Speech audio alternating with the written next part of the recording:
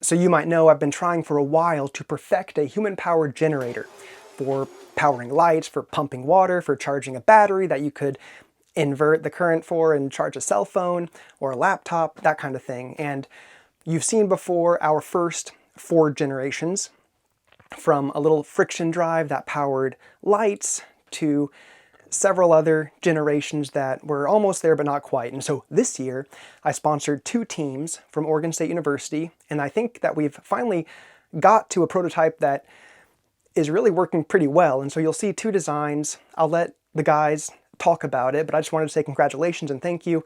I think that the students involved in this process have done a really good job, and it's interesting how things sometimes take generations to get right. The original designs were good but inefficient, and over time they got more efficient but more complex. And so, like a damped system, we kind of overshot in different directions until what you see here in this video are a couple really, really good machines that took a lot of thought and design work. So congratulations, and I'll let these guys take it from here. Thank you. Wait, I'm just going to walk through the setup of this HPM05 here. It's a human-powered generator. Our generator uses a direct drive system, which involves swapping the, stock chain on the bicycle with a longer chain that will then interface it with the rest of the generator design. I'm starting from a position where the chain is already off the bicycle, the original chain, and the derailleur is already zip tied up and out of the way. So the first step is you just get the rear end of the bike mounted up in these 2 chucks, and then this left side will kind of just stay stationary for the most part, and we can screw in this other side here until there's resistance. This is probably the most tedious part, just because you gotta thread that on there, but eventually it'll seat, and once it starts to get really tough to turn, that's how you know that it's all the way on there. So I'm going to call that good, and now on the other side of here, I just tighten this wing nut, and that'll lock that all into place. And then just make sure the front of the bike is supported by this wheel stand here. The last thing you got to do is install the long chain on.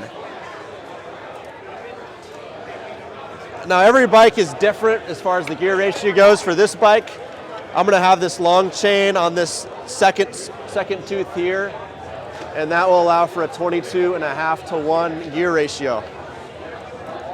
So I just loop that over like so. Loop the top part of the chain over the rear cassette, which essentially acts as an idler gear. Trickiest part is getting these quick links to go on. A couple of quick links, which theoretically are pretty easy to install, but just like that, quick link's done. You just loop that over the tensioner there and just pedal it, and now we have our output shaft spinning. It'll start over here with the pump, just rotates. You attach the positive terminals and the negative with these alligator clips. Then this is about 10 volts of DC power from the generator. That'll go into this solar 30 amp charge controller. It's a pulse width modulator. From there it'll run out into this DC or AC port. It then runs into this battery that's 12 volts, just charges the battery up to 12 volts through these clips here to screw in. Then you get some alligator clips and attach them to the respective terminals. And that'll power this inverter, which has its own separate switch. And from that inverter you can use wall power, so 120 volt DC, or just USB port for your phone to charge. You can charge anything that's up to 300 or 400 watts, so this is a 400 watt controller. If you got a bigger inverter, you could definitely power something that's more wattage. That's about our limitation there. All right, hello.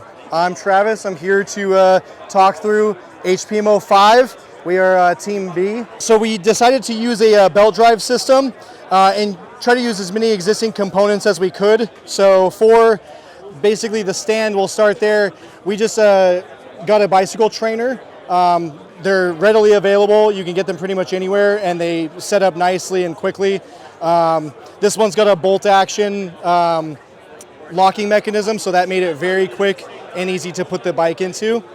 Moving on from there, the belt drive comes off the rear wheel, and goes down to the driven pulley, which rotates the main shaft there.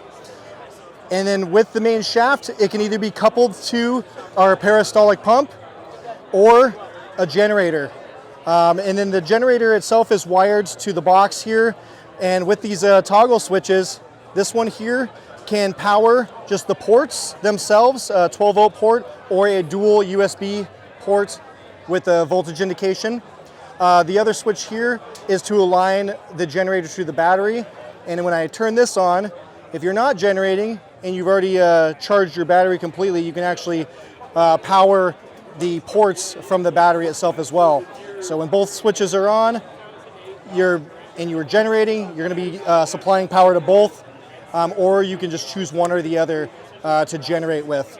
Off and off is not even charging the battery. Nothing. Okay, off and off is not doing anything.